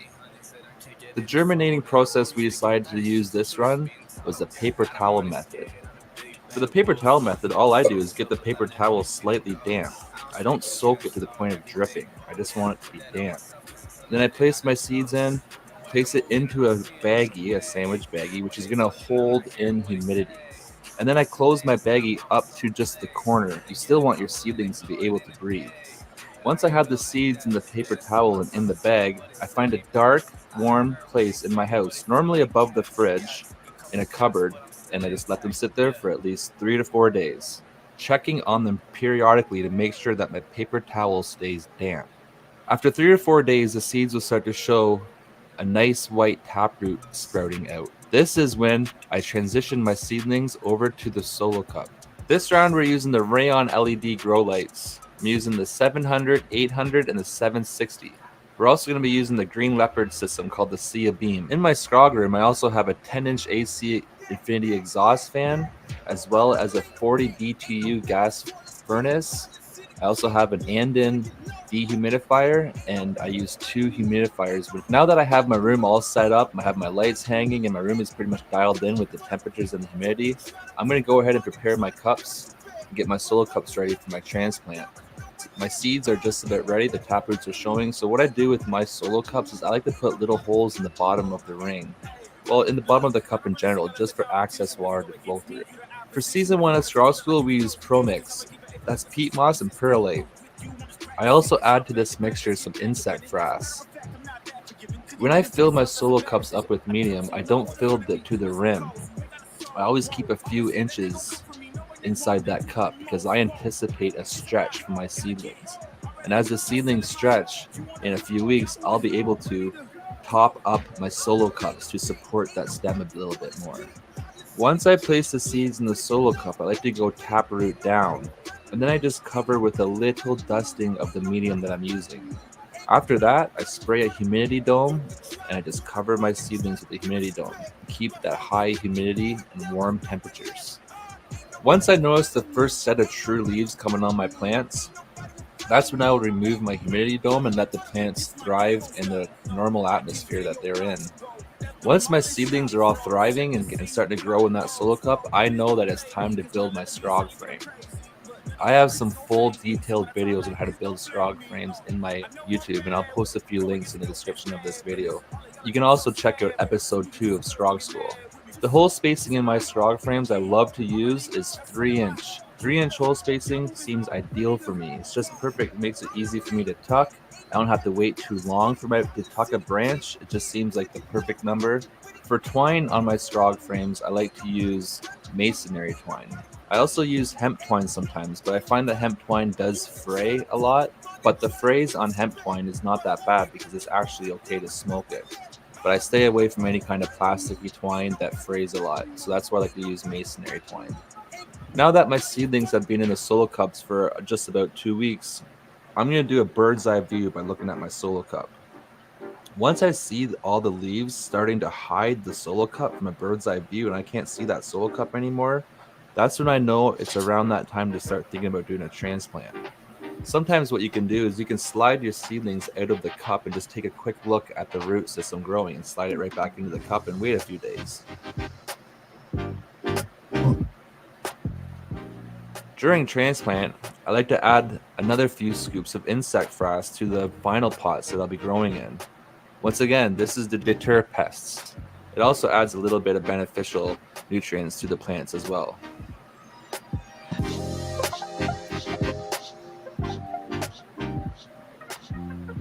After I transplant my plants, I like to leave a little mound right where the stem breaks from the soil. That helps me when I water my plants. All that water is going to flow down the little hill to the edges of the pot, which will allow the roots to search for water, and that will allow the roots to get bigger and fill your pots.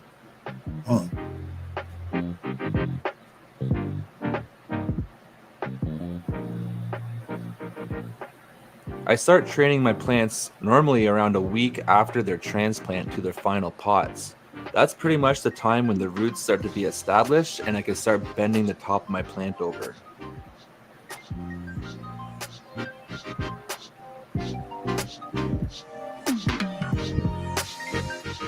After another week or so, I'm going to have to pull those plants back out and start training all my side branches down.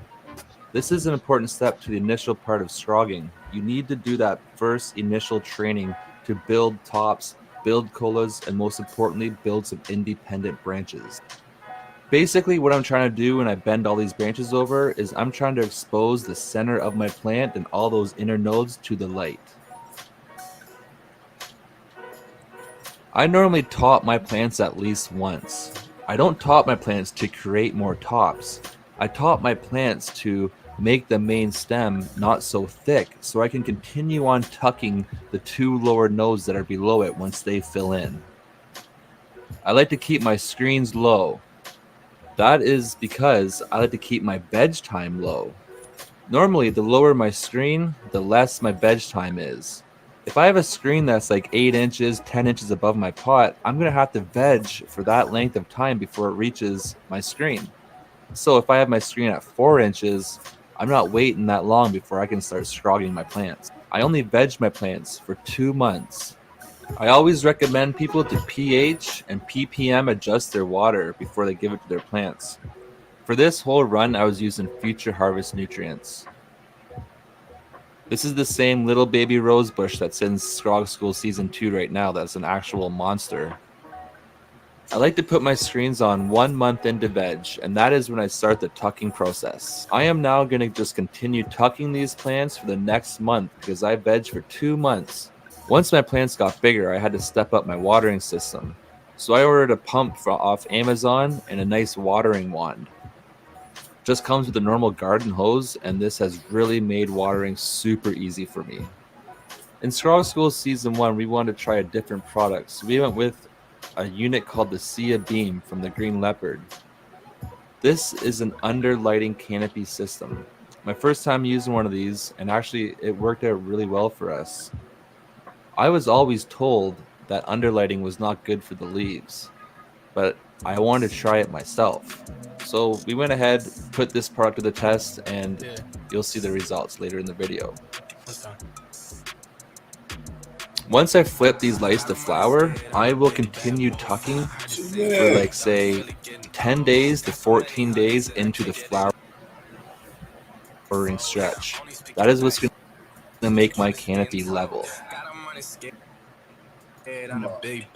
Right there. Okay. See, he's tucking. So the whole time, it's like he's stretching the branch out as far as possible as he can get it. And as the other ones come up, he stretched them out.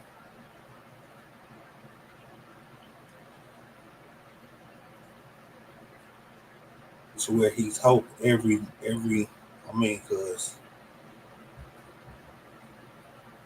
you would think that's just one plant, but it's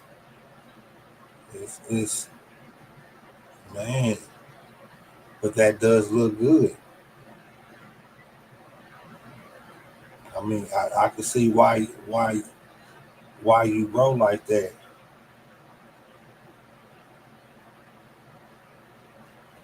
Yeah, I mean, I see that. Because it's like everything is level, one level. Okay. That woeful, I never see the silver lining, only see the gold. I don't speak in caps, dog, everything bold. And I put that on myself, cause it's a life that I done chose. I said come through, you can see me on the west side. Now it's funny how they walking with their chest tied. Ooh, I heard him talking numbers, but he just lied. Thought I told him that's the shit that I can't let slide. You gon' make me say it again. Do this shit for my family, I seen them do it for trans. I done told too many girls that we better as friends. I done told too many men we can't make no amends. And that's facts. Got him running scared, I'm a big bad wolf. And I heard the same shit, dog, it's really getting old. Got so many hundreds that I can't get it to fold. And I'm only speaking facts, it's the truth is being told. I like to try to keep my Strogs with one screen canopies. So that's not having a double decker screen. I like to keep it at one screen. But sometimes some plants just stretch a little bit more than you anticipate, and you need to adapt and apply a second screen to your canopy just to hold up those long colas and those branches that are kind of skinnier, right? They're going to flop over once they build bud. Overall, I feel like this was an amazing Scrog run.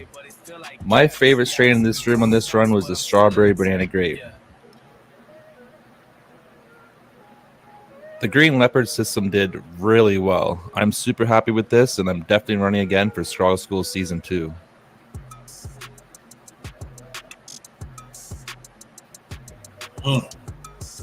Yeah, that looks nice.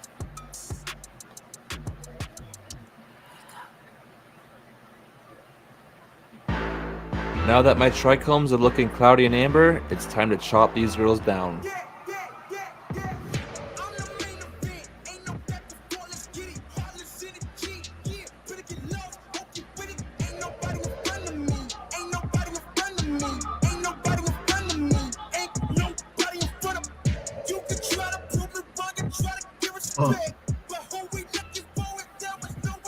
Yeah, I see. Way less small bugs. I love the big, huge canopy that I had this run. Like I said, it was 5 feet wide and 20 feet long. But for Season 2, I decided to change things up a little bit. I hope you are all following along for that journey. I also want to give a huge shout out to my Patreon members. Most of the content in this Seed to Harvest videos is what came from my Patreon group. So if you want to see exclusive videos for Season 2, please make sure to join the Patreon.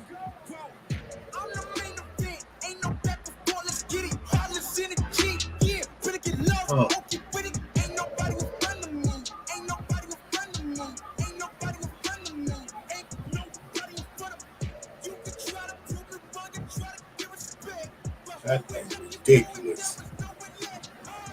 Thank you everyone for watching my first Seed to Harvest video. I really appreciate all of your support and everyone who watches Scrog. That is ridiculous.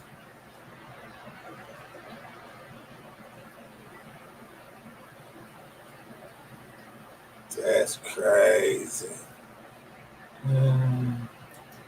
That is crazy.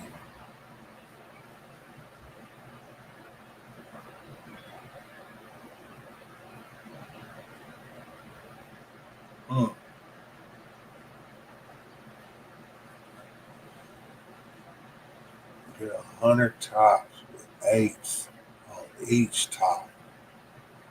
Yeah, that's what he just showed me.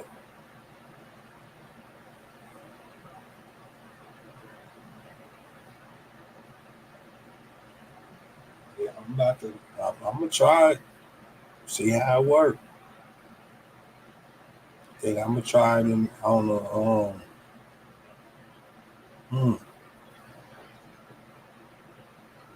guess I could do my ear cube. We try with some of this right here.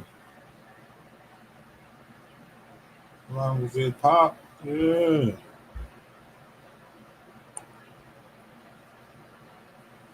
Yep. I'm in the ear cube and try it.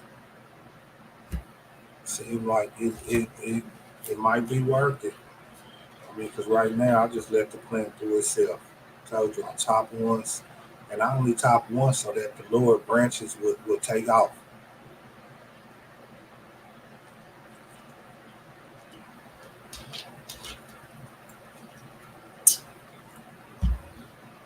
If I could get them lower branches to catch up with the top branches without having the top, I wouldn't even top. Not at all.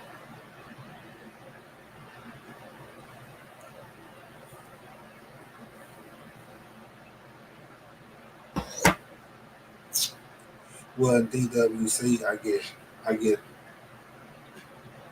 get more than that. Now, off a regular plant, yeah, I might get that. In cocoa, I get more than that. But in soil, yeah, that's what I get. That's why I don't deal with soil. But I did like his thing about the insect grass.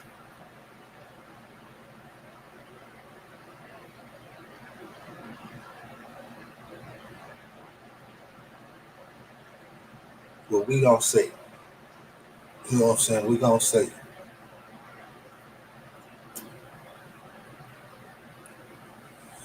Because if that's the case, all I need is 2 runs a year. That'll cover me for the year. 2 runs. My limit is 6. That's all I could do.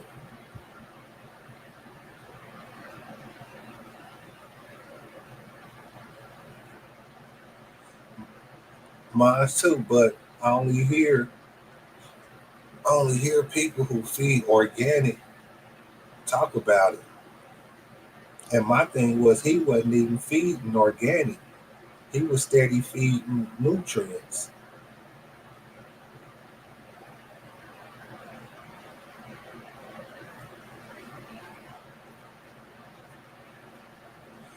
Yeah, where I'm at, you can have 6 in flour, 6 in veg, and 6 clones.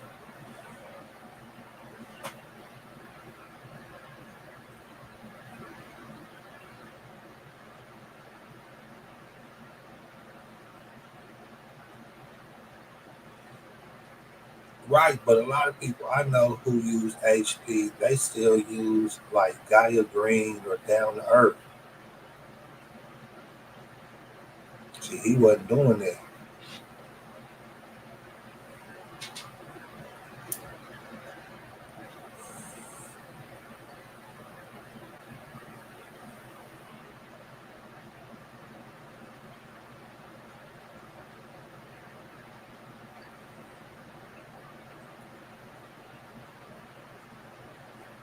I see.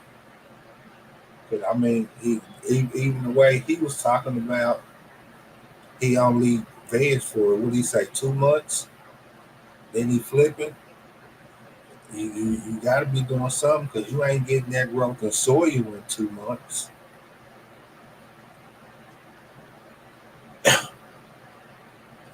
At least not that I know of.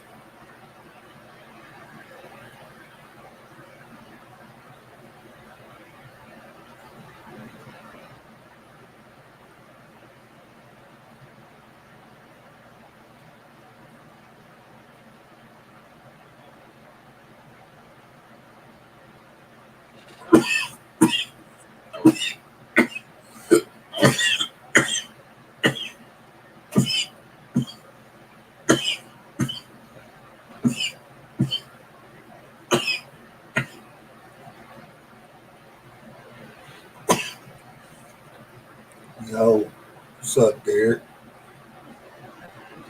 Yeah, I mean it don't hold nutrients. I mean, if it don't hold nutrients, then why are you using it?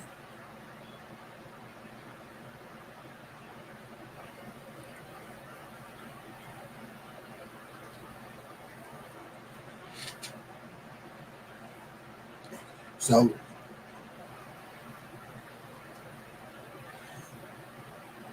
what's up? So basically, what you telling me is it's organic, right? But he wasn't using it that way. He was using it with a synthetic feed.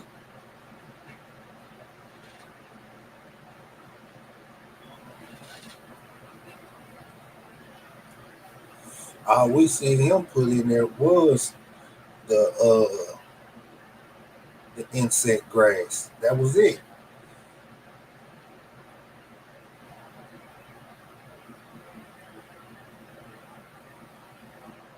This nigga is.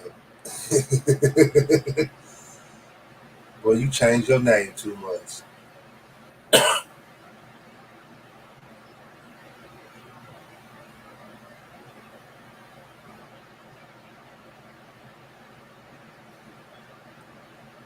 Right. So using that, he's doing a feed water feed type of situation, or is he feeding every time?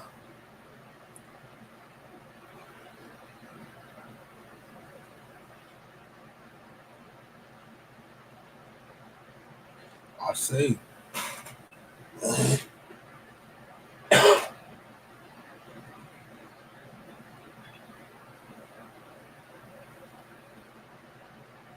Okay.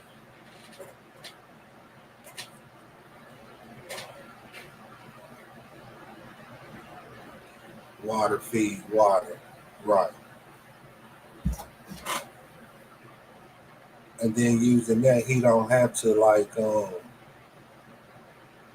run off.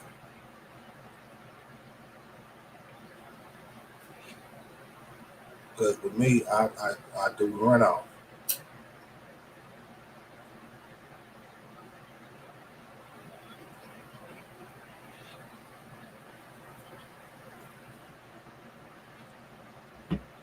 That's what I do. I do run off.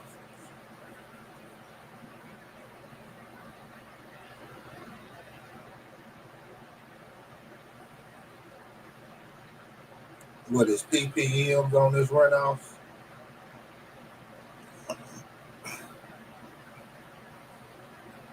See, I don't do none of that. That's why I use the air cube. Cause I don't have to do none of that. Change the reservoir once a week.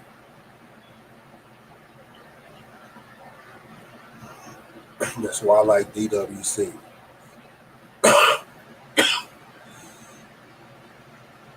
Check my pH once a week, twice a week. Change the bucket.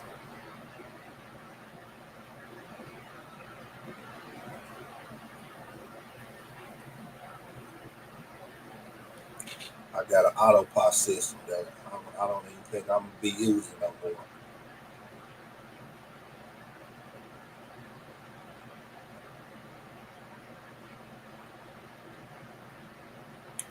Me neither, bro.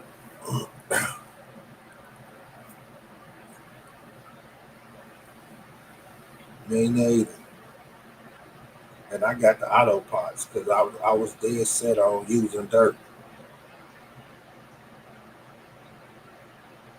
So now I got these auto pots and I'm like, shit, what I'm supposed to do with it.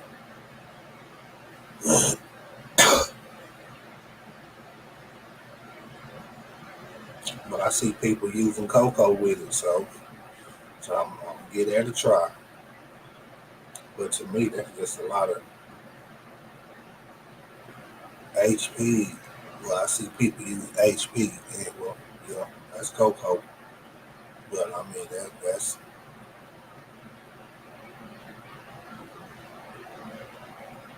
that's something whole other.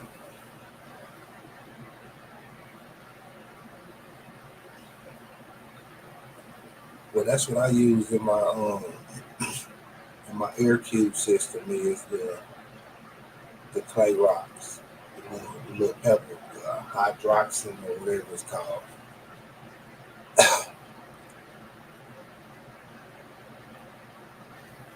In my mind, from now on, it's either that or the 6-inch Rockwell cubes.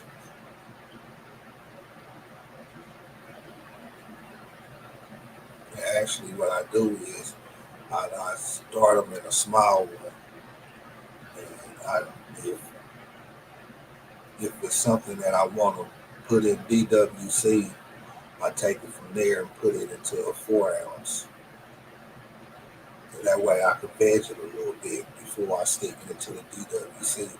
Once I put it in the DWC, that's pretty much flour. Like I put it in there probably a month or so before. Yeah, probably about a month before I flour. So that way the roots can hit the water and it's taking up the nutrients. And after that, it's off to the races. But I am gonna try that feed my flowers a week before I flip.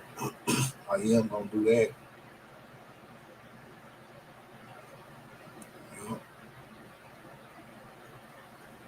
I am gonna do that. But I never looked at it like that.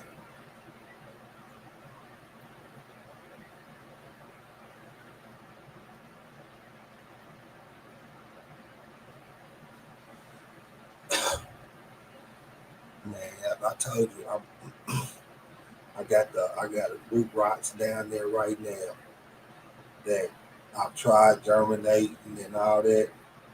I tried cloning with them. They ain't meant for me, bro. So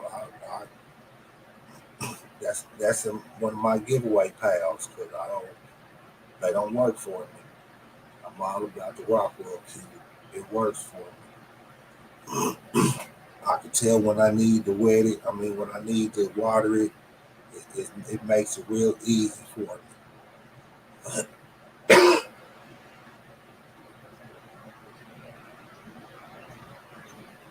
It makes it real easy for me.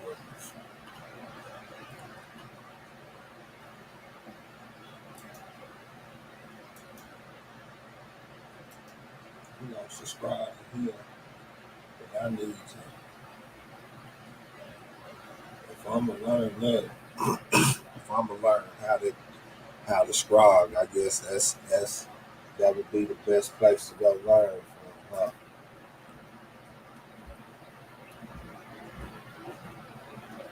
And now what's this?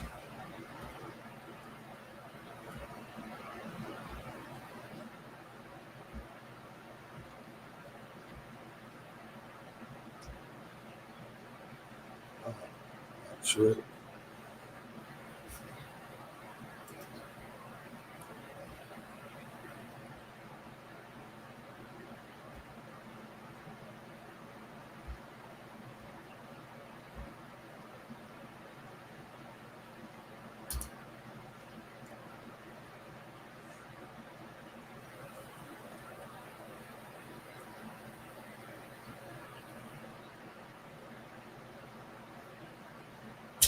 Yeah, I seen that. that ain't my issue, bro. That's not the issue.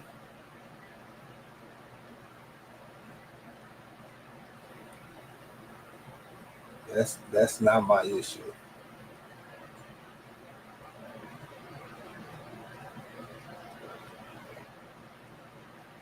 Told you I can get them to pop.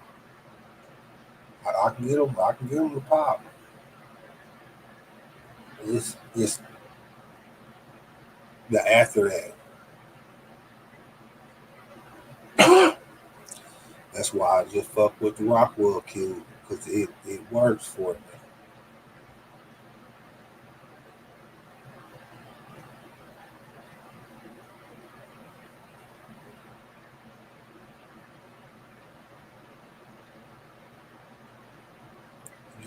man. Once they germinate, I pop them. I can put them in any media, and it seems like the only thing they survive in is the Rockwell cubes. So that's what I'm rolling with. That's what I'm rolling with.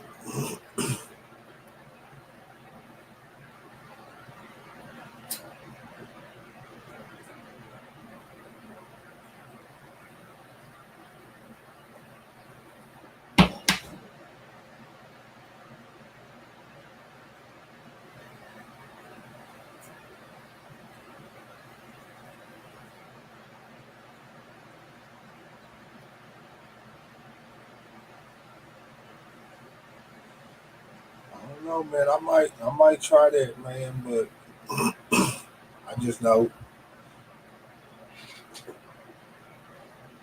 the Rockwell cube works right now. So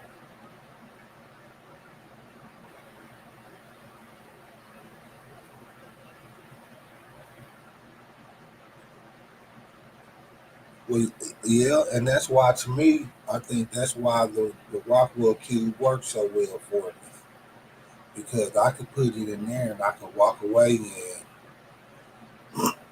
I don't have to worry about it.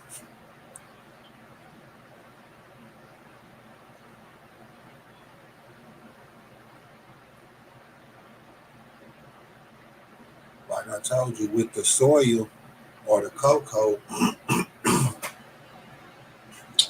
I either overwater or underwater. So the Rockwell cube, I let it soak, pH it to the right thing.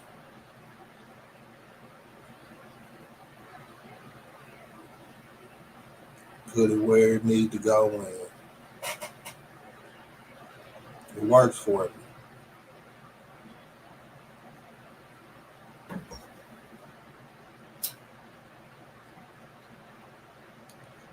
I know I've been over here almost 2 hours, man. Time be flying.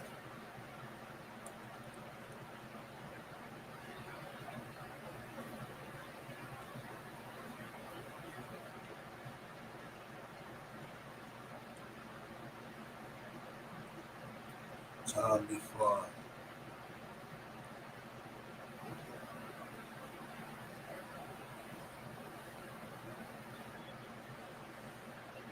All right, I'm about to get off here.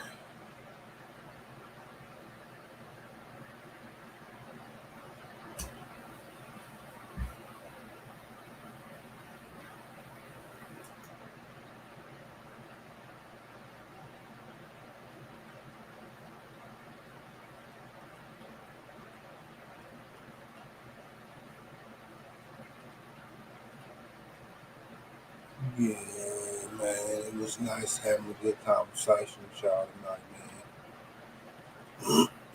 But shoot, you gotta get more people in here so we can have some.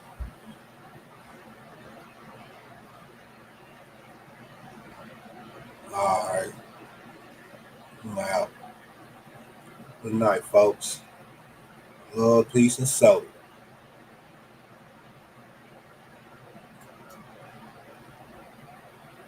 You did.